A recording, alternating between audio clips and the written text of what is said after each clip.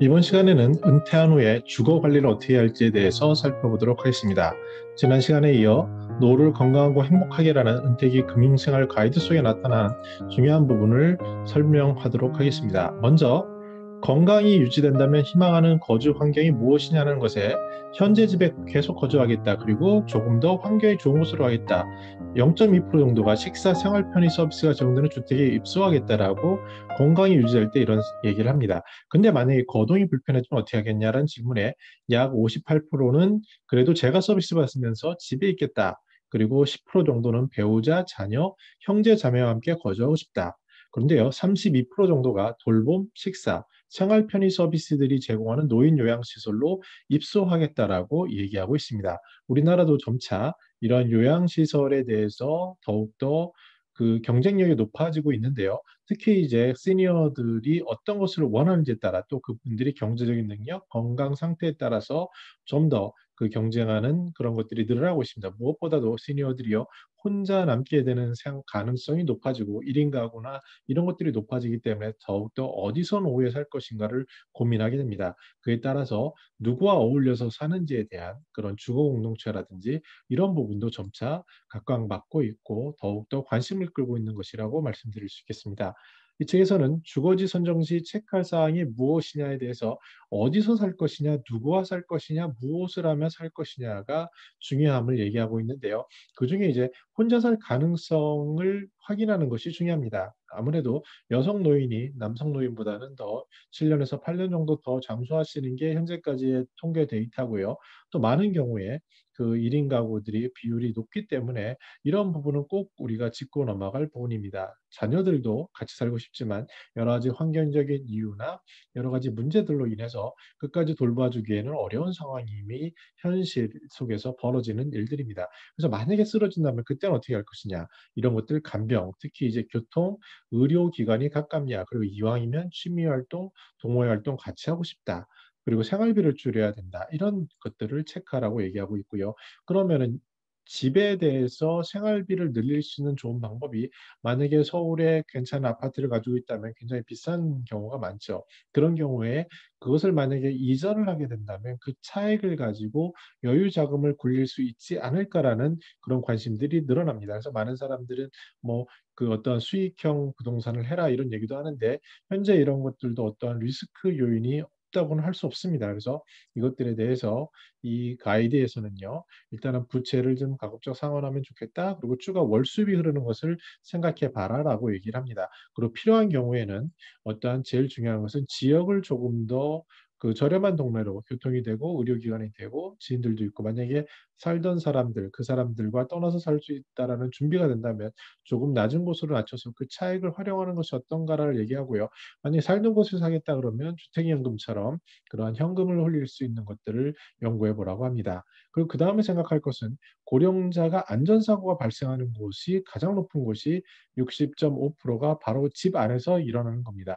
고령자에게 생각하는 안전사고라는 건요. 시골에서는 뭐 교통사고 이런 걸 생각하시겠지만 대부분의 경우에는 낙상을 얘기하고 있습니다. 즉 넘어지는 건데 왜 넘어지는 게 위험하냐면 넘어지게 되면 와상을 하게 되고요.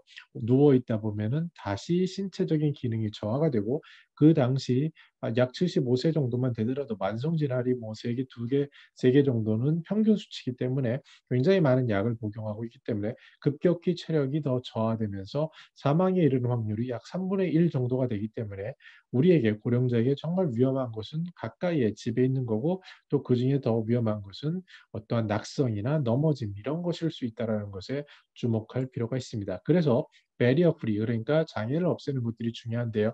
요새 이제 새로 나온 아파트들은 이런 것들을 많이 다 적용하고 있습니다. 뭐 걸림턱 같은 게 없어야 되고요. 그리고 욕조나 이런 곳에는 손잡이가 있어야 되고요. 특히 신발을 신다가 넘어지시는 경우도 굉장히 많습니다. 그렇기 때문에 간단하게 신발을 신는 곳에는 의자를 하나 놔서 의자에 앉아서 하는 이런 것들이 중요하고요. 또 계단 같은 거 오르고 내리실 때는 너무너무 조심을 해야 합니다. 그래서 옆에 있는 난간을 잡는다든지 특히 목욕탕에서 넘어지는 사례가 많거든요. 그래서 위해서 간단하게 미끄럼 방지들을 깐다든지 이런 것들이 우리의 삶에 있어서 작지만 중요한 일이고요. 이거는 비단 뭐 70세 이런 고령자에게만 해당되는 게 아닙니다. 저 같은 50대에서도 충분히 그런 사고의 발생이 가능하기 때문에 이런 것들을 주의하는 그런 나이가 다가오고 있습니다. 귀농 귀촌에 대해서 어떻게 하느냐라는 설문을 보니까 자연환경이 좋아서 농업과 비전의 발전 가능성을 보고 귀농을 한다고 합니다. 이건 이전에 하던 사람들의 생각이고요. 실제로 중요한 게 빠져 있습니다. 옛날에 만약에 농사를 져보신 분이라면 가능하지만 농사는 한 번도 안 해본 사람이 하겠다? 이것은 현실적으로 불가능한 얘기일 수 있습니다. 예를 들어서 이런 겁니다. 내가 한 번도 어떠한 그 금융적인 계산을 할 수 있는 걸 경험하지 못했는데 내가 앞으로 하고 싶은 게 그런 어떤 AI 기술을 갖는 그런 테크놀로지 쪽에 하겠다. 뭐 이런 것과 비슷하게 느껴질 수 있고 어쩌면 더 힘들어 보이는 게 귀농일 수 있습니다. 그만큼 이러한 귀농이라는 것에 대해서 장벽이 존재하는데 크게 두 가지입니다. 하나는 자신의 생각으로는 쉬워 보이지만 그 실제 부딪혔을 때 너무나도 어렵다라는 것. 두 번째는 그 귀농을 한 지역에 대해서 그 지역 주민과 어울려야 되는데 이전에 생각을 하고 자기 기준으로 생각해서 그 속에 동화되지 못하는 것. 이런 것들이 지금까지 큰 문제라고 선배들은 얘기하고 있습니다. 그래서 최근에는요, 귀촌이라는 개념으로 단어를 바꿨습니다. 그래서 농사를 짓는 게 아니라 시골에 살면서 기존의 생활을 하겠다. 그래서 그 이유를 보니까 정서적으로 여유로운 생활을 하고 자연환경이 좋고 저렴한 집값 때문에 이런 것들을 얘기하고 있습니다. 중요한 것들은 어떤 거냐면요. 농촌이 가능성이 있습니다. 근데 먼저 정보를 확인해야 되고요. 특히 이제 가족들, 특히 본인은 좋겠지만 배우자가 싫어할 경우도 있습니다. 특히 만약에 도심지에서 평생을 살아온 그런 경우라면 그런 분들이 시골에 들어가서 산다는 것은 어쩌면 불가능한 이유일 것이라고 생각을 해봐야 합니다. 많은 선배 시니어들이요. 그런 것을 테스트했습니다. 그래서 처음 1, 2년은 좋았지만 결국은 다시 돌아오거나 결국은 배우자가 굉장한 불만을 나타내서 지속되지 못하는 경우를 너무나도 많은 사례를 통해서 얘기하고 있습니다. 그 다음에 중요한 것은 직접 해보는 겁니다. 작은 것부터 본인이 직접 그리고 시골에 가면 좋은 게 사기라는 게 있는데요.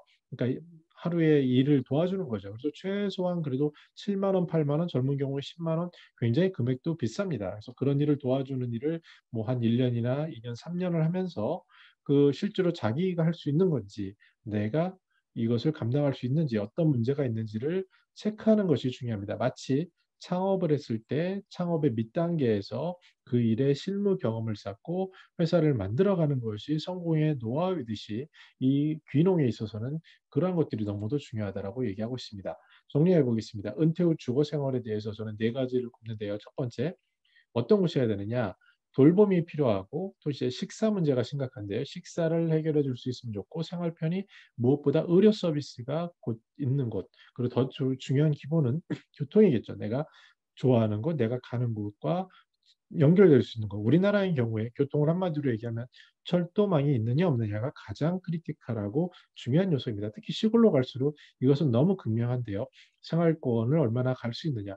이제 앞으로 점점 뭐 자율주행이나 이런 것이 있기 때문에 이런 부분도 해소가 되겠지만 그래도 아직까지 당분간은 철도망이 연결이 돼 있느냐라는 부분을 꼭 확인하는 게 중요하고요. 그 다음에 살던 곳과 지인들과의 교류가 삶에 있어서 어쩌면 중요하다. 왜냐하면 어디에 사느냐도 그 속에는 무엇이냐면 누구와 무엇을 하면서 어울리면서 살아갈까라는 너무나도 중요한 부분이 있습니다. 제가 아시는 지인도 그 친구들이 있는 곳, 특히 어렸을 때 어린 그 감성을 같이 감수성을 지닌 그런 친구들과 어울려 사는 곳에 갔을 때는 그나마 다른 곳보다 만족도가 높은 곳을 알 수 있는데요. 누구랑 어울려 살 것인지 여기에 대한 굉장히 중요한 질문이고요. 그다음에 부동산 자산을 현금 흐름으로 활용해서 부족한 생활 비용을 막아내는 것.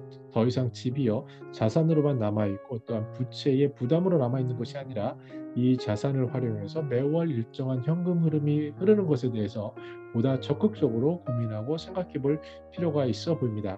무엇보다 미리 살아보고 앞으로 계획하는 것이 있다면 미리 살아보고 결정을 하는 것을 조언을 하고 있습니다. 덜컥 결정해버리면요. 주거는 자산이나 삶에 있어서 차지하는 비중이 너무나도 크기 때문에 나중에 낭패를 당할 수 있습니다. 그래서 이런 부분은 항상 미리 살아보고 경험하고 결정하는 그러한 현명한 자세가 필요한 것이 은퇴 후 주거 생활이 아닐까 생각합니다.